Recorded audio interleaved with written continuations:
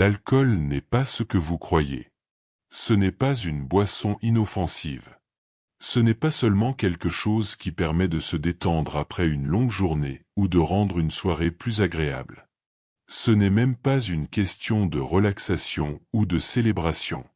C'est un sédatif spirituel. Une arme soigneusement dissimulée qui émousse votre intuition, affaiblit vos défenses énergétiques et vous éloigne de votre véritable moi depuis bien avant que vous n'ayez versé votre premier verre. Et le plus dangereux dans tout ça, on vous a appris à le considérer comme inoffensif, voire sophistiqué. Le conditionnement est si profond que vous ne le remarquez presque pas. Mais derrière les sourires, les toasts et les rituels, l'alcool modifie votre fréquence d'une manière que vous n'auriez jamais dû connaître. Ce n'est pas un cours de morale ou de santé. Il s'agit de quelque chose de bien plus dérangeant, d'ancien, de caché, et que la plupart des chercheurs spirituels ne sauront jamais. Jusqu'à présent, bien avant que l'alcool ne devienne un élément incontournable des bars, des tables de restaurants et des fêtes du week-end, il était tout autre chose. Ses racines remontent loin dans les couloirs secrets de la sagesse ancienne où les mystiques, les alchimistes et les initiés spirituels comprenaient son véritable pouvoir. Le mot alcool lui-même révèle une vérité oubliée. Dérivé du terme arabe alcool, il ne désignait à l'origine pas une boisson, mais une fine poudre noire utilisée autour des yeux.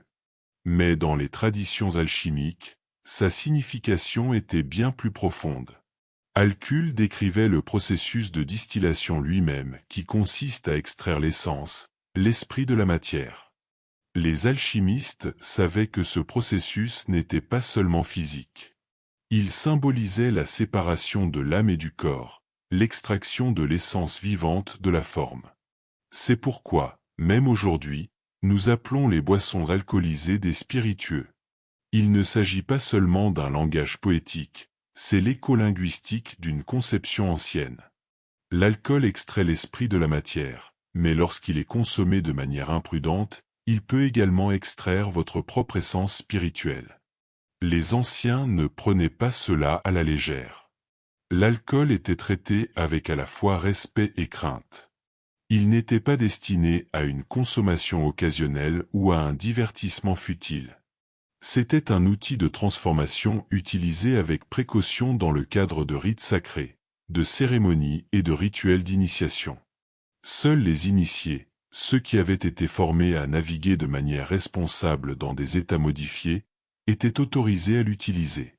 Le risque était bien connu. Une mauvaise utilisation pouvait rompre l'ancrage d'une personne, la détacher de ses centres supérieurs et ouvrir des portails difficiles à refermer. La société moderne a oublié cela.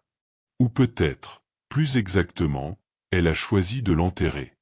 Aujourd'hui, l'alcool coule à flot, dépouillé de son contexte spirituel, réduit à un outil de marketing habillé de glamour et de sophistication, mais son essence énergétique reste inchangée.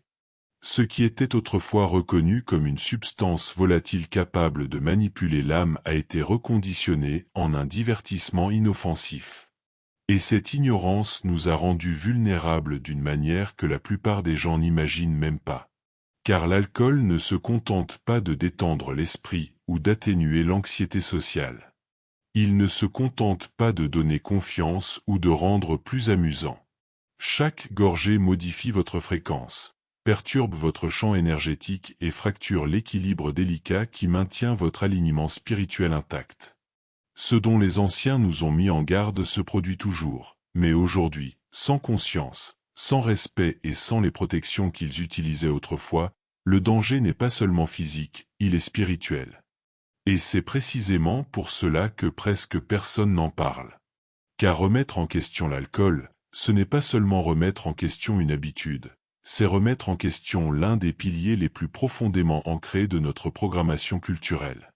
C'est reconnaître que quelque chose qui nous a été vendu comme inoffensif, voire bénéfique, pourrait en réalité nous éloigner de la clarté et de la connexion que nous recherchons. Certaines des découvertes que nous avons faites sur les origines ésotériques de l'alcool sont tout simplement trop sensibles pour être partagées ici dans leur intégralité. Mais voici la vérité que la plupart des gens n'entendront jamais. L'alcool a toujours été plus qu'une boisson. C'est un solvant énergétique qui dissout les tensions physiques, mais aussi les barrières qui protègent votre essence spirituelle. Utilisé dans des rituels sacrés par les initiés, il peut ouvrir les portes vers des états supérieurs. Mais lorsqu'il est consommé aveuglément, de manière occasionnelle ou habituelle, il ouvre des portes dont vous ignorez peut-être l'existence, des portes qui permettent à des énergies, des formes pensées et des influences de s'infiltrer dans votre champ énergétique. Et contrairement à la gueule de bois, ces conséquences énergétiques subtiles ne disparaissent pas simplement au petit matin. Ce qui rend l'alcool particulièrement dangereux, c'est que ces effets néfastes ne se manifestent pas comme une tempête. Ils apparaissent doucement, subtilement, sous la forme d'une sensation de libération. Vous vous sentez plus léger, plus ouvert, plus sociable. Vous riez plus fort, vous parlez plus librement. Mais derrière cette euphorie temporaire, quelque chose de plus insidieux se produit. Vous relâchez les liens qui vous ancrent. Vous affaiblissez les frontières subtiles qui protègent votre intuition, votre discernement, votre souveraineté.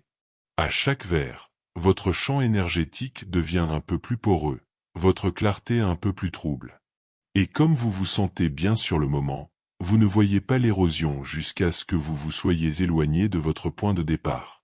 Le problème n'est pas que l'alcool procure du plaisir, c'est qu'il vous offre une version contrefaite de la connexion que vous recherchez vraiment.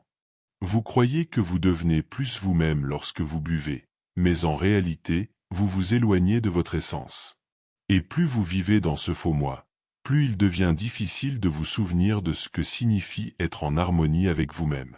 Il ne s'agit pas de honte ou de jugement, il s'agit de prise de conscience. Lorsque vous comprenez la véritable nature de l'alcool, vous commencez à comprendre pourquoi les traditions anciennes le traitaient avec tant de précaution. Elle n'était pas puritaine. Elle protégeait quelque chose de bien plus précieux que votre corps. Elle protégeait votre âme. La plupart des gens ne pensent aux effets de l'alcool qu'en termes de ce qui arrive à leur cerveau ou à leur corps.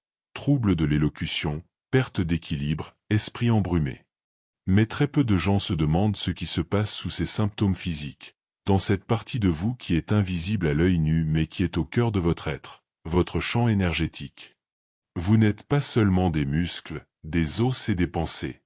Vous êtes vibration. Un champ d'énergie en mouvement constant qui rayonne, reçoit et interagit avec le monde qui vous entoure à chaque instant.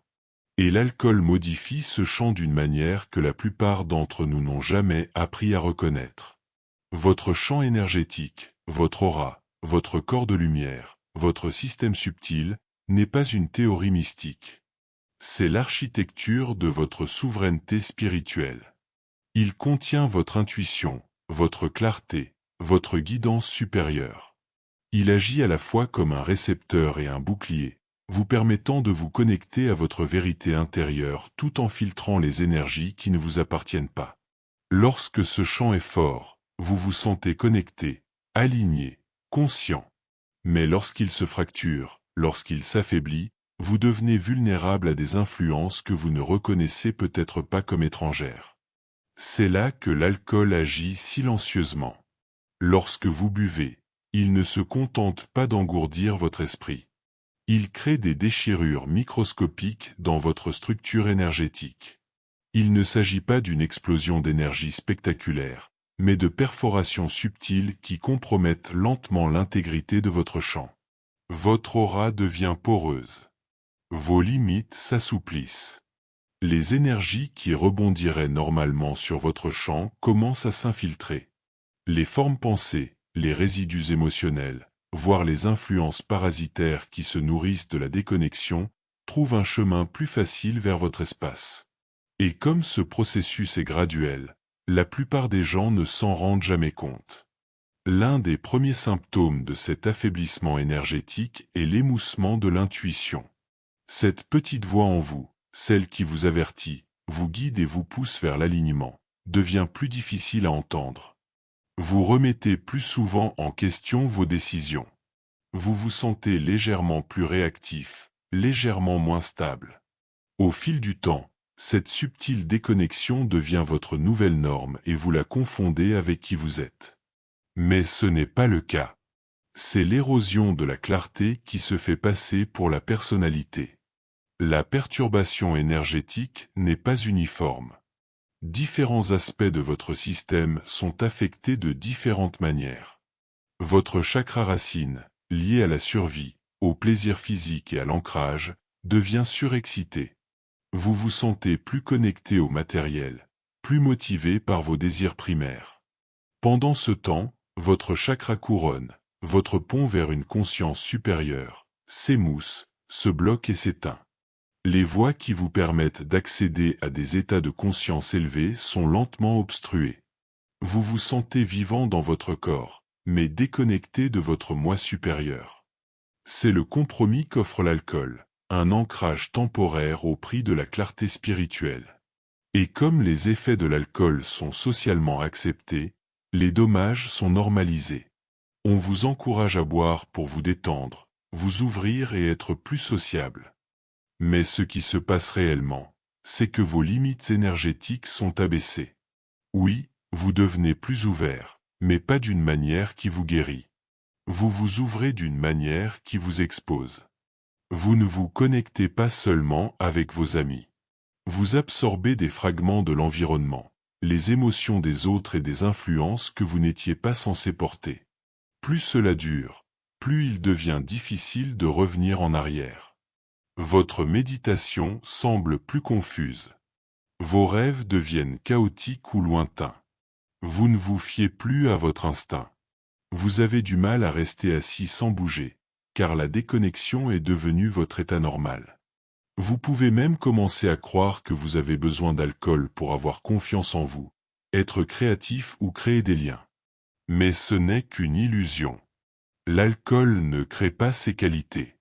Il supprime le bruit pendant un moment, vous donnant un bref aperçu de ce qui est déjà en vous. Mais ensuite, il crée lui-même davantage de bruit, enfouissant encore plus profondément votre véritable essence. C'est pourquoi les gens disent souvent se sentir vidés ou émotionnellement dispersés après avoir bu, même lorsqu'ils n'ont pas la gueule de bois. Ce n'est pas seulement la déshydratation ou la fatigue, c'est le démantèlement subtil de votre centre spirituel. Vous vous réveillez avec une sensation de lourdeur, de malaise, comme s'il vous manquait quelque chose. Et comme on ne vous a jamais appris à associer ces sensations à des dommages énergétiques, vous recherchez précisément ce qui a causé la fracture au départ, croyant que cela vous rendra le bien-être qui vous manque. Et ainsi, le cycle se répète. Si vous avez déjà eu l'impression que l'alcool libère temporairement une version de vous-même plus expressive, plus vivante, plus libre, vous n'avez pas tort.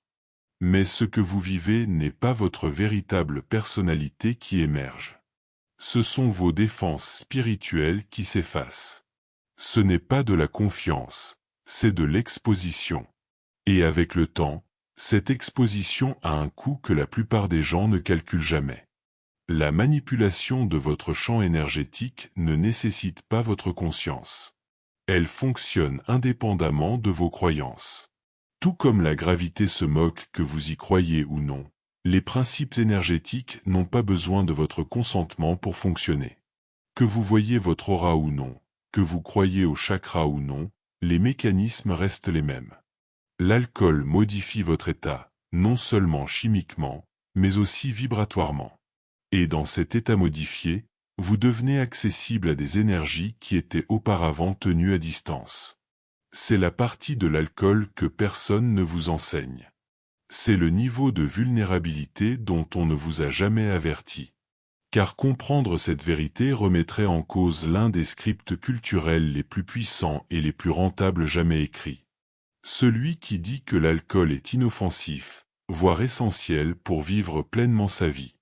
Mais une fois que vous voyez ce qui se passe en coulisses, vous ne pouvez plus l'ignorer. Et c'est là que commence la véritable liberté. Vous n'êtes pas né avec une envie irrépressible d'alcool. Vous n'êtes pas venu au monde avec un profond désir de vous anesthésier ou de vous jeter sur une bouteille pour vous sentir entier. Cette envie vous a été soigneusement inculquée, ancrée dans votre psyché par des années d'exposition, de répétition et de renforcement subtil. Dès vos premiers souvenirs, l'alcool vous a été présenté non pas comme une substance dangereuse, mais comme un élément normal, voire nécessaire, de la vie adulte. Il est devenu partie intégrante du scénario qui vous a été remis avant même que vous ne sachiez lire. Repensez aux moments qui ont façonné votre compréhension de l'alcool. Les réunions de famille où les verres s'entrechoquaient et où les adultes riaient tandis que les enfants les regardaient avec des yeux écarquillés. Les films où des héros charismatiques sirotaient du whisky pour montrer leur confiance ou leur sophistication. Les séries télévisées où les célébrations, les promotions, les ruptures amoureuses et les victoires impliquaient toute une boisson alcoolisée. Ce n'étaient pas des scènes aléatoires, mais des séances d'entraînement. Chaque fois que vous voyez l'alcool associé au plaisir, au statut social ou au réconfort, le conditionnement s'enracinait un peu plus profondément. Le conditionnement était subtil, mais implacable. Vous avez appris que boire n'était pas seulement acceptable, mais attendu. Refuser un verre lors d'une fête semblait gênant. S'abstenir complètement d'alcool était considéré comme étrange, voire antisocial. Le système ne se contente pas de commercialiser l'alcool comme un produit. Il le vend comme une monnaie culturelle. Un symbole de liberté, d'âge adulte et de connexion. Et le génie de ce conditionnement réside dans son fonctionnement imperceptible. Il ne donne jamais l'impression d'être une contrainte. Il donne l'impression d'être un choix. Mais ce que vous choisissez a été minutieusement scénarisé dès le moment où vous avez commencé à observer le monde qui vous entoure. Les agences de publicité, les studios de cinéma et les grandes entreprises ont dépensé des milliards pour perfectionner ce scénario. Ils comprennent la psychologie humaine mieux que la plupart des gens ne se comprennent eux-mêmes. Ils savent que pour ancrer profondément un comportement, il ne faut pas attaquer directement, mais séduire en douceur. Montrer des jambeaux qui font la fête et tissent des liens autour d'un verre. Associer l'alcool à la joie, au sex-appeal, à la confiance en soi et à l'appartenance sociale. Liez-le à des événements marquants, à des fêtes et à des rites de passage. Avec le temps, la frontière entre l'alcool et les émotions authentiques devient si floue que la plupart des gens ne peuvent plus les distinguer. C'est pourquoi tant de personnes ont du mal à profiter d'une soirée, d'un mariage ou même d'un simple repas sans alcool. L'association est si forte que la joie semble incomplète sans alcool. Le système a bien fait son travail. Il a fait de l'alcool une extension de votre paysage émotionnel. Vous buvez pour célébrer, pour pleurer, pour vous détendre, pour vous évader, pour créer des liens. Il y a une boisson pour chaque humeur, chaque occasion. Et derrière cette polyvalence émotionnelle se cache un piège. L'alcool est devenu partie intégrante de votre identité. Même le langage que nous utilisons reflète cette programmation profondément enracinée. Des expressions telles que « se détendre »,« se lâcher » ou « prendre un verre pour se détendre » présentent l'alcool comme une solution plutôt que comme un problème. Elles normalisent la dépendance tout en masquant la vulnérabilité. La société ne vous condamne pas pour avoir recours à l'alcool pour faire face. Elle vous y encourage. Elle vous vend l'idée que l'âge adulte est stressant et que l'alcool est un soulagement bien mérité. Mais ce qu'elle ne vous dit pas, c'est que ce soulagement est temporaire et que le coût est cumulatif. Il ne s'agit pas seulement de marketing, mais d'une guerre psychologique déguisée. En fait, plus ce conditionnement commence tôt, plus son emprise est forte. Les chaînes de restauration rapide se sont associées aux franchises médiatiques pour créer des Happy Meal accompagnés de jouets liés à vos dessins animés préférés. Avant même d'avoir goûté à l'alcool, vous étiez déjà conditionné à associer la consommation au bonheur. Lorsque vous avez atteint l'âge légal pour consommer de l'alcool, le scénario était déjà si ancré que boire un verre vous semblait naturel, voire inévitable. Le plus dangereux dans ce conditionnement, c'est qu'il se fait passer pour la liberté. Le système vous dit que boire est votre choix, votre droit, l'expression de votre indépendance. Mais de quelle liberté s'agit-il lorsque ce choix vous a été imposé avant même que vous ne compreniez ce qu'on vous proposait? La véritable liberté nécessite une prise de conscience. Sans elle, ce qui semble être un choix n'est souvent qu'une soumission déguisée sous un masque astucieux. C'est pourquoi remettre en question l'alcool est si inconfortable.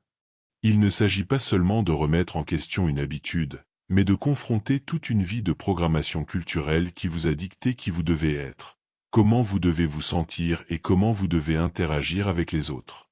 Lorsque vous commencez à tirer sur ce fil, vous réalisez à quel point votre identité a été façonnée par des forces qui n'ont jamais eu votre intérêt à cœur. Vous voyez comment le système tire profit de votre déconnexion, de votre dépendance et de votre apathie spirituelle. Et une fois que vous l'avez vu, vous ne pouvez plus l'ignorer. Vous commencez à remarquer à quel point ce scénario est omniprésent. Les publicités, les films, les clips musicaux, les rituels sociaux, tout vous pousse doucement vers la bouteille, vers la soumission. Non parce que vous en avez besoin, mais parce qu'ils ont besoin que vous le croyiez. Car tant que vous croyez avoir besoin d'alcool pour vous sentir vivant, ils détiennent une partie de votre souveraineté. Lorsque la plupart des gens parlent des risques liés à l'alcool, ils évoquent la dépendance, les dommages au foie, les mauvaises décisions ou la gueule de bois. Mais il existe une dimension plus profonde que presque personne n'ose explorer.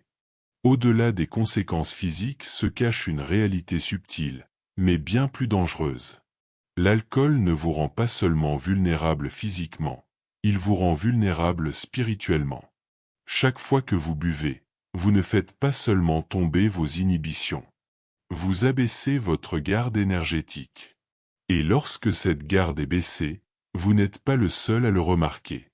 Les traditions anciennes à travers le monde ont compris que le champ énergétique humain n'est pas seulement une bulle personnelle, c'est une frontière.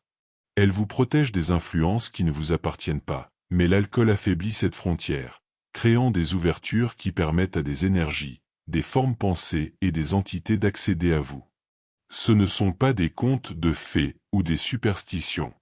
Ce sont des schémas cohérents décrits dans des systèmes ésotériques qui traversent les cultures et les continents, du mysticisme oriental aux traditions occultes occidentales, des pratiques chamaniques à la philosophie hermétique.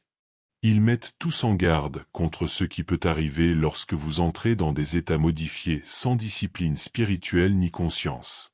Dans certaines traditions, ces intrusions sont appelées esprits obsédants, larves astrales, entités parasitaires ou êtres subnaturels. Les noms diffèrent, mais le schéma reste le même. Des intelligences non physiques qui se nourrissent de la déconnexion, du chaos et de la baisse de conscience. Et l'alcool, de par sa nature, fait de vous une cible plus facile.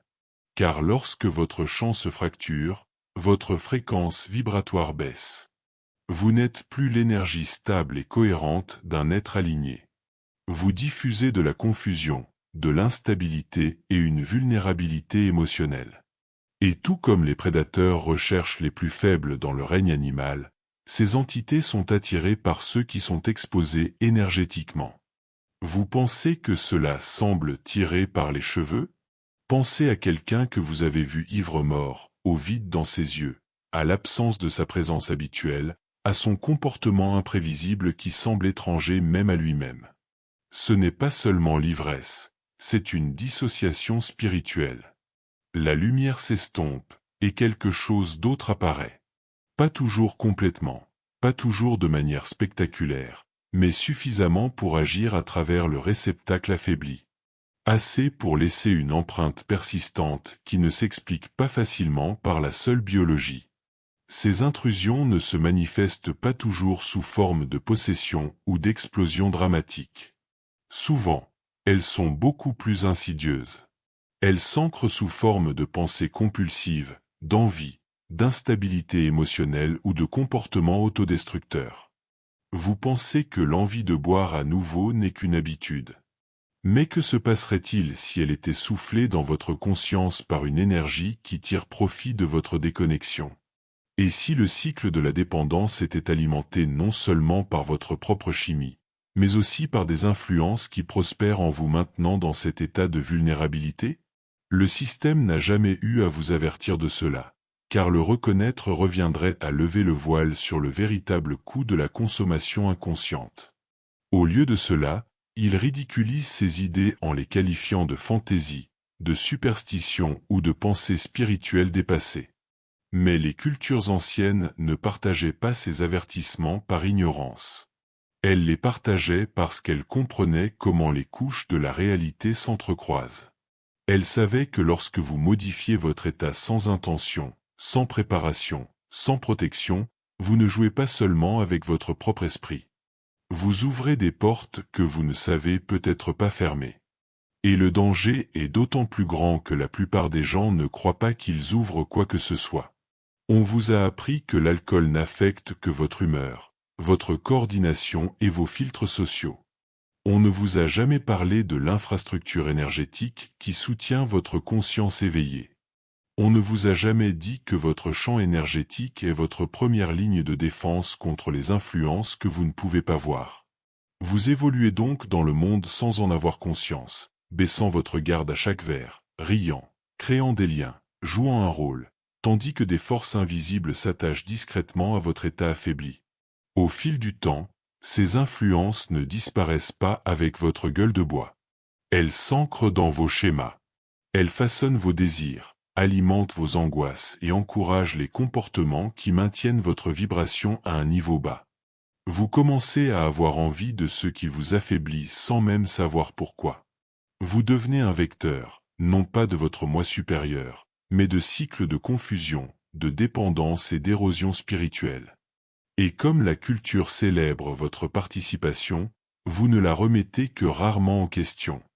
Vous confondez la voie de la déconnexion avec votre propre dialogue intérieur. Ce n'est pas pour vous faire peur, c'est pour vous révéler une réalité qu'on ne vous a jamais apprise. Car une fois que vous comprenez ce qui se passe réellement sous la surface, vous pouvez commencer à reprendre le contrôle de votre propre champ. Vous pouvez refermer les brèches, réparer les fractures et renforcer à nouveau l'intégrité de votre énergie.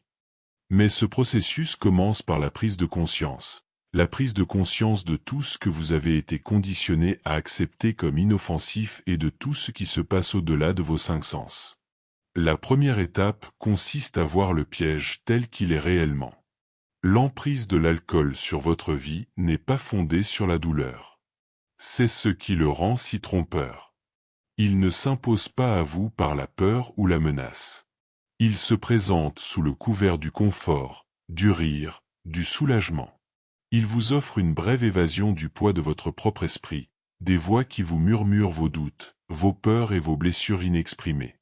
Et dans ce calme temporaire, vous avez l'impression d'être libre. Vous confondez l'absence de tension avec une véritable connexion. Mais ce que vous vivez n'est pas la liberté, c'est la suppression. C'est l'engourdissement des messages que votre âme essaie de vous transmettre. Nous vivons dans une culture qui nous apprend dès l'enfance à éviter l'inconfort. La douleur est quelque chose à gérer, pas à explorer. La tension émotionnelle est gênante, pas instructive. La vulnérabilité est considérée comme une faiblesse, pas comme une invitation à guérir. Alors, quand on tombe sur quelque chose qui nous permet de faire taire ce bruit intérieur presque instantanément, on s'y accroche comme à une bouée de sauvetage. L'alcool remplit ce rôle sans effort. Il fait taire ce que vous ne voulez pas ressentir et vous procure une sensation temporaire de bien-être. Mais cette aisance a un prix caché. La déconnexion s'approfondit un peu plus à chaque fois. Ce que la plupart des gens recherchent vraiment lorsqu'ils boivent, ce n'est pas l'alcool en soi, mais un aperçu de leur moi sans inhibition. Cette version de vous-même qui peut parler sans crainte, danser sans se juger, rire sans réserve, la version de vous-même qui n'est pas paralysée par l'anxiété, le doute ou la conscience de soi. Mais l'alcool ne crée pas cette version de vous-même. Il abaisse simplement les barrières que vous avez érigées autour d'elle. Et ce faisant, il vous fait croire que l'alcool est la source de votre plénitude, que sans lui, vous n'êtes pas assez bien. Vous devenez dépendant, non pas de la substance, mais de l'expérience de goûter brièvement à votre moi authentique, même si celle-ci est artificiellement induite. Le drame, c'est que cette version de vous-même n'a jamais été enfermée dans une bouteille. Elle a toujours été là, enfouie sous des couches de blessures non cicatrisées et de peurs conditionnées. Mais comme l'alcool vous la procure rapidement sans l'inconfort d'une véritable introspection, il devient le raccourci vers lequel vous revenez sans cesse. Et chaque fois que vous le faites, vous renforcez la fausse croyance que vous avez besoin d'une substance extérieure pour accéder à votre véritable moi. C'est là que l'illusion renforce son emprise. Vous buvez pour vous connecter aux autres, à vous-même, à la vie. Mais en réalité, c'est le contraire qui se produit. Une véritable connexion nécessite de la présence, de la vulnérabilité et une pleine conscience. L'alcool vous éloigne de la présence. Il remplace la vulnérabilité par une confiance artificielle et supprime la conscience nécessaire à une véritable profondeur émotionnelle. Vous pensez vous connecter plus profondément aux autres, mais en réalité, vous abaissez vos limites, vous vous exposez énergiquement, émotionnellement, spirituellement. Et les connexions que vous formez dans cet état sont souvent construites sur des bases fragiles qui survivent rarement lorsque l'ivresse s'estompe et que la lucidité revient. Plus vous vous tournez vers l'alcool pour créer cette connexion factice, plus il devient difficile d'accéder à une véritable connexion sans lui. Votre système nerveux s'habitue à associer la détente à l'ivresse. Votre identité sociale se construit autour des comportements que vous adoptez lorsque vous buvez. Avec le temps, vous commencez à croire que la version de vous-même qui se montre sobre n'est pas aussi amusante, aimable ou digne d'intérêt. Vous cessez de faire confiance à votre propre présence sobre, et cette croyance alimente le cycle de la rechute. Mais voici la vérité la plus difficile à accepter. Le malaise intérieur que l'alcool supprime si efficacement n'est pas votre ennemi, c'est votre guide. L'anxiété, la peur, la tension émotionnelle ne sont pas des problèmes à faire taire. Ce sont des signaux qui vous indiquent les parties de vous-même qui ont besoin de guérir. Chaque verre que vous buvez pour faire taire ces messagers retarde votre croissance. Vous repoussez temporairement le malaise, mais vous n'en résolvez jamais la cause profonde. Plus vous l'évitez, plus les blessures s'enracinent, et plus vous avez besoin d'alcool pour gérer ce poids croissant. C'est pourquoi tant de gens se sentent vides après une soirée arrosée. Même si rien de dramatique ne s'est produit, même si la soirée a été remplie de rire, il reste un sentiment de vide. C'est la conscience silencieuse que vous avez contourné quelque chose de réel, que vous avez choisi la facilité plutôt que la présence, la suppression plutôt que l'intégration. Et cette dissonance s'accumule. Vous vous réveillez non seulement avec un mal de tête, mais aussi avec une subtile lourdeur dans votre esprit, une douleur sourde qui vous murmure « quelque chose ne va pas ». Ce cycle est le moteur du système.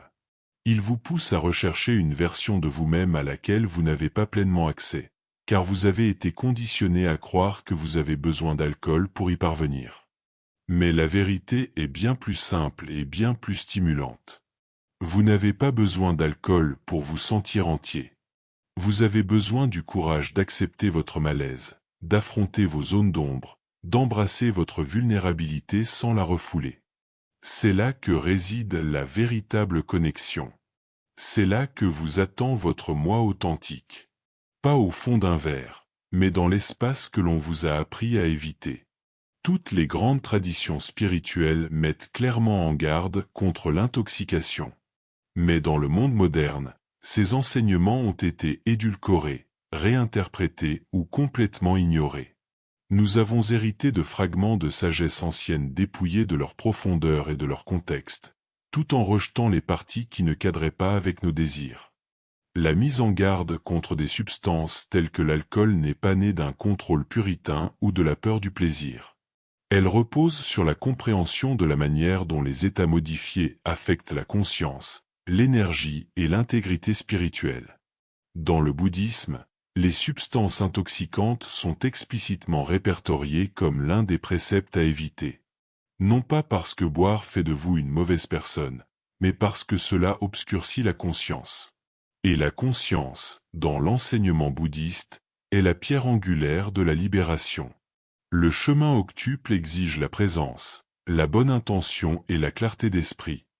Lorsque vous introduisez des substances qui altèrent cette clarté, vous invitez la souffrance, la confusion et la déconnexion du chemin même qui vous rapproche de l'illumination. Le danger ne réside pas dans l'acte lui-même, mais dans ses effets sur votre état de conscience. La perspective taoïste présente les choses différemment. mais aboutit à la même vérité. Le Tao, le flux naturel de l'univers, exige l'équilibre, l'harmonie et la tranquillité intérieure. S'aligner sur le Tao, c'est se mouvoir avec grâce et présence sans effort. Mais l'alcool vous fait perdre cet équilibre. Il vous entraîne dans des extrêmes, dans des artifices suivis de baisse. Il perturbe le rythme délicat de l'intuition, rendant la vie chaotique plutôt que fluide. Lorsque vous êtes déconnecté du Tao, vous perdez la boussole interne qui guide votre voyage avec aisance. Même dans le mysticisme chrétien, les avertissements sont là pour ceux qui veulent voir au-delà des rituels.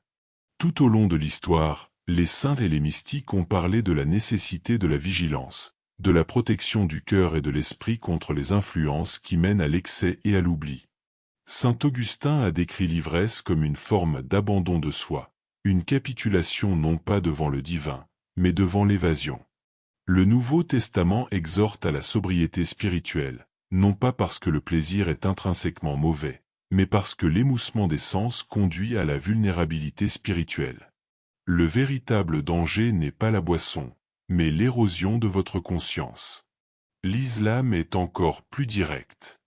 L'alcool est haram, totalement interdit. Là encore, il ne s'agit pas d'une punition morale, mais d'une frontière protectrice. Dans le mysticisme islamique, l'âme est considérée comme un dépôt, un réceptacle donné par le divin. S'intoxiquer, c'est violer cette confiance, compromettre la clarté du réceptacle et ouvrir la porte au chaos. Dans le soufisme, qui explore les couches les plus profondes de la conscience spirituelle, la clarté et la présence sont sacrées. Tout ce qui trouble cet état est un obstacle à l'union avec le divin. Les traditions alchimiques et hermétiques, peut-être plus que tout autre, ont compris la double nature de substances telles que l'alcool.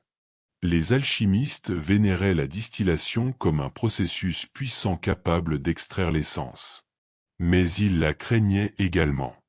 Ils savaient que ce que l'on extrait n'est pas toujours de la lumière. L'alcool pouvait être un outil de transformation dans un rituel contrôlé. Mais entre des mains imprudentes, il devenait un solvant de l'intégrité spirituelle. Il comprenait que l'intention était primordiale. Sans discipline, le même processus qui pouvait élever la conscience pouvait également la dissoudre dans le chaos. Pourtant, à un moment donné, nous avons sélectionné ce qui nous plaisait dans ces enseignements et avons rejeté le reste. Nous avons conservé les symboles esthétiques, le vin lors des mariages, les toasts festifs, les fêtes dionysiaques, mais nous avons abandonné la sagesse qui donnait un sens à ces symboles. Nous avons pris des substances sacrées, les avons dépouillées de leur but spirituel et les avons transformées en outils de divertissement. Ce qui était autrefois une porte vers des états supérieurs est devenu un mécanisme d'engourdissement spirituel, et nous avons appelé cela du plaisir. C'est l'illusion que la culture moderne vend si bien. En nous adonnant à l'alcool, nous embrassons la vie, célébrons la liberté et nous connectons profondément. Mais les traditions anciennes savaient mieux que nous. Elles comprenaient que la clarté est la forme de protection la plus élevée, que la présence est le bouclier contre les forces qui cherchent à se nourrir de votre déconnexion. Lorsque vous êtes présent, vous êtes souverain. Vous ne pouvez pas être facilement influencé, manipulé ou détourné par des énergies qui se nourrissent de la confusion. Mais lorsque vous émoussez cette présence, même temporairement, vous devenez vulnérable d'une manière que vous ne reconnaissez peut-être pas consciemment. Le chemin spirituel n'a jamais été une question de privation. Il s'agit de résonance. Il s'agit de maintenir une fréquence suffisamment élevée pour rester connecté à votre moi supérieur, à votre raison d'être et à votre vérité. L'alcool abaisse cette fréquence.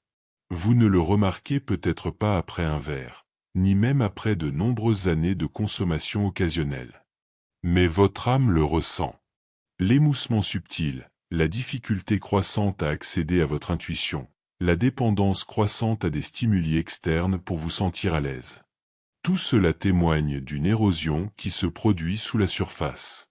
Ce qui rend l'alcool si efficace comme sédatif spirituel, c'est précisément le fait qu'il ne donne pas l'impression d'être privé de quelque chose sur le moment. Il procure une sensation de libération. Il donne l'illusion d'une connexion tout en vous éloignant discrètement de votre source. Et comme la culture récompense ce comportement, comme tout le monde le fait, il devient de plus en plus difficile de le remettre en question. Vous apprenez à faire taire les faibles signaux de déconnexion, à passer outre vos instincts, à normaliser le brouillard. Mais les avertissements n'ont jamais été cachés. Ils ont toujours été là, à la vue de tous, répétés à travers les traditions et à travers le temps. Les enseignants, les mystiques et les sages ont essayé de nous dire que la clarté n'est pas quelque chose avec laquelle on peut jouer. Qu'une fois que vous compromettez votre conscience, même brièvement, vous invitez des conséquences qui ne sont pas toujours faciles à inverser. Et pourtant, nous voici, vivant dans un monde où l'alcool est célébré tandis que la clarté spirituelle s'érode silencieusement, gorgée après gorgée. La bonne nouvelle, c'est que les dommages causés par l'alcool à votre système énergétique ne sont pas permanents. L'énergie n'est pas statique. Elle bouge, elle réagit, elle se recalibre lorsque les conditions sont réunies. Ce qui a été fracturé peut être réparé. Ce qui a été émoussé peut être ravivé. Mais la guérison nécessite plus que la simple abstinence d'alcool. Elle exige un retour conscient à votre état naturel, une reconnexion avec les parties de vous-même que l'alcool a longtemps réduites au silence. La première étape est la présence, la vraie présence. Pas celle que vous imposez par la discipline, mais celle que vous autorisez par l'abandon. Vous devez revenir dans votre corps, non pas comme quelque chose à fuir ou à engourdir, mais comme quelque chose à honorer. Au début, la présence est inconfortable, car vous rencontrez des parties de vous-même que vous avez évitées. La tension que vous aviez autrefois étouffée avec l'alcool remonte à la surface. Le malaise que vous avez tenté de noyer se fait entendre plus fort. Mais ce n'est pas un signe d'échec, c'est un signe de retour. Votre inconfort n'est pas votre ennemi, c'est votre boussole. Chaque couche de tension que vous affrontez est un message de votre propre système qui vous indique où vous vous êtes éloigné de votre alignement. L'alcool vous a appris à réprimer ces signaux. La guérison vous apprend à les écouter. Plus vous écoutez, plus ces fragments de vous-même commencent à revenir.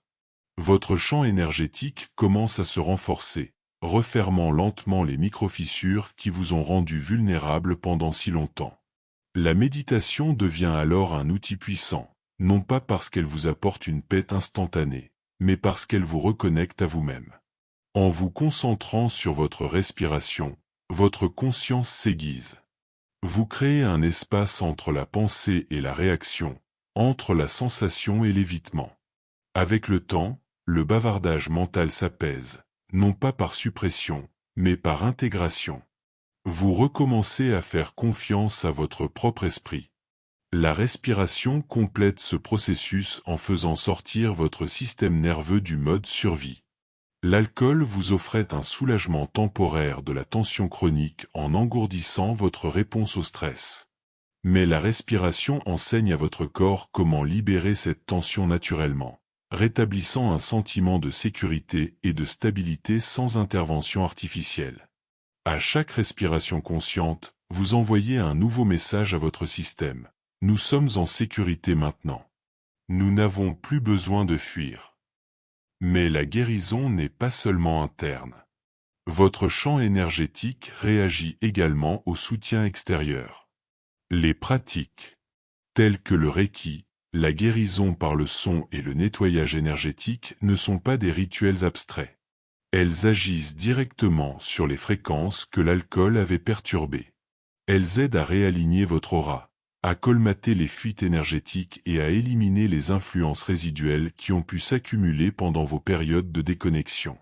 À mesure que votre champ se renforce, vous vous sentez plus ancré, plus protégé, plus à l'écoute de votre intuition. Le yoga joue également un rôle essentiel, non seulement en tant qu'exercice physique, mais aussi en tant que moyen de resynchroniser votre corps physique et votre corps énergétique. Grâce au mouvement, à la respiration et à la conscience, vous reconstruisez la confiance entre votre corps et votre conscience. La souplesse que vous cultivez ne se limite pas à vos muscles, mais s'étend à votre capacité à rester présent face à tout ce qui se présente. Vous n'avez plus besoin de fuir votre monde intérieur. Vous l'affrontez pleinement éveillé, et découvrez qu'il ne peut pas vous briser. La nature est peut-être l'un des alliés les plus sous-estimés dans ce processus. Le temps passé dans les forêts, au bord de l'océan ou sous un ciel dégagé recalibre votre système d'une manière que rien d'autre ne peut égaler. Ces environnements résonnent avec des fréquences que votre corps se souvient instinctivement. Ils réinitialisent votre rythme interne, apaisent le bruit artificiel de la vie moderne et vous rappellent votre état naturel. Dans le calme de la nature, vous n'avez pas besoin de jouer un rôle. Vous êtes simplement vous-même. L'intention est l'architecte silencieux derrière tout cela. Votre champ énergétique réagit à vos choix, à vos pensées, à votre volonté. Lorsque vous vous fixez clairement l'intention de guérir, de vous reconnecter, de vous réaligner, vous déclenchez un processus bien plus puissant que l'abstinence passive. Vous commencez à attirer les personnes, les ressources et les idées qui favorisent votre éveil. Les synchronicités se multiplient. La résistance s'atténue. Le monde qui vous entoure commence à refléter la clarté que vous reconstruisez en vous. Il ne s'agit pas de pureté ou de perfection. Il ne s'agit pas de vous culpabiliser pour vos choix passés. Il s'agit de prise de conscience. Il s'agit de décider dès maintenant que vous avez fini de céder votre pouvoir à quelque chose qui n'a jamais été conçu pour servir votre intérêt supérieur. Chaque petit geste de présence, chaque méditation, chaque respiration consciente, chaque moment de calme reconstruit les fondations que l'alcool a autrefois érodées. Vous commencez à vous sentir entier sans chercher quelque chose à l'extérieur de vous-même. Vous cessez de confondre la suppression avec la paix. Vous cessez de rechercher des raccourcis vers le bonheur, car vous réalisez que la source de votre bonheur n'a jamais été à l'extérieur de vous.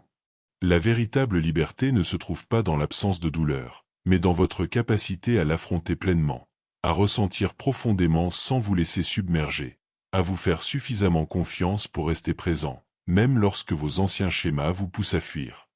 C'est la liberté que l'alcool prétendait offrir, mais qu'il n'a jamais pu vous donner. Et une fois que vous avez goûté à cette souveraineté, vous perdez tout intérêt pour tout ce qui vous en éloigne. La version de vous-même qui cherchait à se connecter à travers l'alcool n'était pas brisée. Elle était égarée.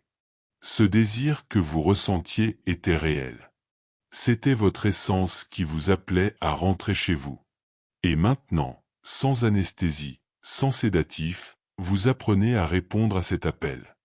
Ce qui rend ce voyage si profond, ce n'est pas seulement la guérison personnelle, c'est l'éveil qui s'ensuit naturellement. Car une fois que vous avez fait l'expérience de la clarté qu'offre la sobriété, vous commencez à voir le monde différemment. Vous voyez à quel point la plupart des gens sont encore profondément prisonniers, non pas parce qu'ils sont faibles ou brisés, mais parce qu'ils ont été conditionnés toute leur vie à croire que l'engourdissement est normal. Vous voyez comment la culture encourage l'évasion à chaque tournant, non seulement avec l'alcool, mais avec tout ce qui est conçu pour vous distraire de vous-même. Et vous commencez à réaliser à quel point il est rare de rencontrer quelqu'un qui est pleinement présent, pleinement vivant, pleinement maître de son énergie. Mais vous n'êtes pas seul. Discrètement, de plus en plus de personnes se réveillent. Elles remettent en question les scripts qui leur ont été remis. Elles s'éloignent des substances, des habitudes et des schémas de pensée qui leur semblaient autrefois indissociables de leur identité. Et chaque personne qui s'éveille crée une onde qui s'étend bien au-delà d'elle-même, parce que la clarté est contagieuse. Lorsque vous vous tenez dans votre vérité, les autres le ressentent. Cela leur donne la permission de remettre en question leur propre déconnexion. Cet éveil n'a rien à voir avec la perfection. Vous n'avez pas besoin de vivre dans un état pur et intact pour retrouver votre pouvoir. Vous devez simplement être honnête avec vous-même et avec le monde qui vous entoure. Assez honnête pour admettre que vous vous êtes engourdi. Assez honnête pour reconnaître que vous avez fui. Et assez honnête pour rester présent lorsque votre malaise surgit. Car la vérité, c'est que la seule issue est de traverser. Le chemin qui vous ramène à votre essence nécessite le courage d'affronter toutes les facettes de vous-même, même celles qui vous terrifiaient autrefois. À mesure que vous revenez à la présence, quelque chose de remarquable se produit. Votre intuition s'affine. Le brouillard qui obscurcissait autrefois vos décisions commence à se dissiper. Vous faites à nouveau confiance à votre instinct. Vous reconnaissez quand une situation ne vous semble pas normale, quand l'énergie d'une personne ne correspond pas à la vôtre. Quand une opportunité vous attire ou vous repousse, vous cessez de douter de vous-même, car vous ne filtrez plus votre perception à travers des couches d'engourdissement et de doute. Votre chance s'intensifie, votre souveraineté revient, et avec cette souveraineté vient une confiance tranquille. Une confiance qui ne repose pas sur la validation extérieure ou sur un bien-être induit chimiquement, mais sur la profonde conviction que vous êtes entier sans avoir besoin de changer votre état. Vous devenez moins réactif, plus ancré, plus magnétique. Les gens le remarquent, même s'ils ne peuvent pas vraiment mettre le doigt sur ce qui a changé chez vous. C'est l'éclat d'une présence sans filtre, l'énergie de quelqu'un qui n'a plus besoin de permission pour exister pleinement. Le système qui vous maintenait autrefois engourdi et docile craint ce genre d'éveil. Parce que les individus souverains ne peuvent pas être facilement contrôlés. Ils ne se laissent pas séduire par des tactiques marketing superficielles. Ils n'ont pas besoin d'acheter des produits pour se sentir complets. Ils remettent en question l'autorité, ils bouleversent les schémas, et ils vivent en accord avec leur propre vérité. C'est pourquoi le système célèbre l'indulgence et ridiculise la sobriété. Parce que lorsque vous êtes engourdi, vous êtes facile à contrôler. Mais lorsque vous êtes éveillé, vous êtes une force. Que vous en soyez conscient ou non, vous faites partie d'un mouvement en pleine expansion. Une révolution silencieuse des âmes qui ne sont plus disposées à échanger leur essence contre le confort. Un collectif d'individus qui se souviennent de ce que signifie vivre en harmonie plutôt que dans l'évasion. Et même si le chemin peut parfois sembler solitaire, vous ne le parcourez pas seul. Chaque pas que vous faites vers la présence inspire les autres à faire de même. Le champ collectif change chaque fois qu'une personne choisit la clarté plutôt que l'engourdissement. C'est la vérité profonde que le système n'a jamais voulu vous montrer. La liberté ne vient pas de la rébellion ou de l'indulgence. Elle vient d'une présence radicale, de la volonté de se confronter à soi-même sans filtre, sans substance, sans distraction. Et une fois que vous avez goûté à ce niveau de liberté, les plaisirs creux qui vous séduisaient autrefois perdent de leur emprise. Vous les voyez pour ce qu'ils sont. Des higues temporaires masquant un vide plus profond. Vous n'avez plus envie de la version synthétique de la connexion, car vous avez trouvé la vraie, et elle est inébranlable. Le choix de l'éveil n'est pas un choix que la culture célébrera. En fait, elle pourrait même vous résister. Vos amis pourraient ne pas comprendre. Votre cercle social pourrait changer. Vous pourriez être confronté à des moments de doute, des moments où le confort de vos anciennes habitudes vous inciterait à revenir en arrière. Mais chaque fois que vous choisissez la présence, vous renforcez votre champ. Chaque fois que vous acceptez l'inconfort plutôt que de le refouler, vous récupérez une partie de votre pouvoir, et avec le temps, vous réalisez que ce qui vous semblait terrifiant est désormais votre plus grande source de force. L'inconfort n'était pas là pour vous briser, mais pour vous ramener chez vous. La version de vous-même que vous avez cherchée à travers l'alcool, les hicks temporaires, les performances sociales, n'a jamais été perdue. Elle attendait tranquillement sous le bruit, sous le conditionnement, sous les couches de peur et d'autoprotection que l'on vous a appris à construire. Cette version de vous-même n'est pas un idéal lointain vers lequel vous devez tendre. C'est votre état naturel. C'est qui vous étiez avant que le monde ne vous convainque que vous n'étiez pas assez bien tel que vous êtes. Le système n'a jamais été conçu pour vous aider à trouver ce moi. En fait, il a été conçu pour vous en empêcher, parce qu'une personne lucide, présente et en phase avec sa propre vérité ne peut être manipulée. On ne peut lui vendre des distractions sans fin ou lui promettre le bonheur par la consommation. Elle n'a pas besoin d'engourdir son inconfort, car elle en comprend le message. Et ce type de souveraineté menace tout ce sur quoi le système s'appuie pour maintenir son contrôle. Lorsque vous vivez pleinement le moment présent, vous commencez à voir à quel point votre vie a été façonnée par un désir ardent pour quelque chose qui n'a jamais été extérieur à vous. L'alcool n'a jamais été la source de votre confiance, de votre joie ou de vos relations. C'était un silence temporaire, une pause artificielle dans le bruit de votre propre fuite. Mais la paix véritable ne vient pas de l'engourdissement, elle vient de l'intégration. Elle vient du fait d'affronter ses peurs et non de les fuir. Elle vient du fait de ressentir pleinement ses émotions et non de les réprimer. Elle vient du fait de se faire suffisamment confiance pour rester ancré lorsque tout temps vous dit de fuir. La beauté de l'éveil réside dans le fait qu'il ne nécessite pas la perfection. Vous n'avez pas besoin d'avoir toutes les réponses, toutes vos blessures guéries ou toutes vos peurs vaincues. Vous devez simplement être prêt à vous montrer, à vous rencontrer honnêtement, instant après instant, respiration après respiration. Vous prenez conscience de vos schémas, et grâce à cette prise de conscience, ceux-ci commencent à perdre leur emprise sur vous. Vous créez un espace entre l'impulsion et la réaction, et dans cet espace, vous retrouvez votre liberté. Au fil du temps, les sensations que vous recherchiez autrefois dans l'ivresse commencent à émerger naturellement. Vous riez plus facilement. Vous établissez des liens plus profonds.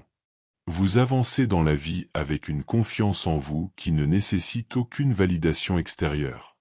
Vos relations s'enrichissent, car elles sont fondées sur une connexion authentique et non sur la vulnérabilité floue d'une inhibition réduite. Vous créez des expériences qui n'ont pas besoin d'être alimentées par des états modifiés, car vous êtes pleinement vivant dans votre état naturel. Et plus puissant encore, vous commencez à vous souvenir de tout. Les conversations, les sensations, les prises de conscience. Tout reste avec vous. Pas de brouillard, pas de confusion, pas de regret le lendemain. Juste la présence constante de quelqu'un qui n'a plus besoin d'emprunter la joie, de louer la confiance ou d'acheter une liberté temporaire. Vous devenez la source de votre propre alignement. La joie que vous ressentez est la vôtre. La clarté que vous possédez est la vôtre. Et personne ne peut vous l'enlever. C'est la liberté dont on parle rarement. La liberté de ne pas jouer un rôle, de ne pas fuir, de ne pas se conformer. La liberté de se sentir pleinement vivant dans sa peau sans avoir besoin d'un filtre pour adoucir les contours. La liberté de croire si profondément en votre propre présence que vous n'avez plus besoin de demander la permission d'être pleinement vu. Ce n'est pas le genre de liberté que l'on vend. Elle ne peut pas être vendue. Elle ne peut qu'être vécue, et en la vivant, vous devenez un miroir pour les autres. Votre présence invite les autres à s'interroger sur leur propre déconnexion. Votre souveraineté éveille la curiosité de ceux qui s'engourdissent encore, se demandant silencieusement s'il existe une autre voie. Votre éveil devient non seulement une victoire personnelle, mais une révolution silencieuse. Une révolution qui ne nécessite ni force ni argument, mais simplement le pouvoir indéniable de la vérité incarnée. Il y aura toujours des moments où les anciens schémas vous appelleront, où la promesse familière d'un soulagement rapide tentera de vous ramener dans le cycle. Mais chaque fois que vous choisissez de rester présent, vous renforcez votre champ, vous renforcez votre souveraineté, et à chaque choix, l'attraction s'affaiblit. L'illusion perd son emprise. Vous n'avez jamais été brisé. Vous n'avez jamais été faible pour avoir recherché le confort. Vous suiviez simplement le programme qui vous avait été donné. Mais maintenant, vous avez compris. Maintenant, vous savez. Et avec cette connaissance vient la responsabilité de choisir la présence, d'honorer votre énergie, de retrouver la clarté qui a toujours été votre droit de naissance. Si cette réflexion vous a touché, faites-le nous savoir en commentant « J'ai compris ».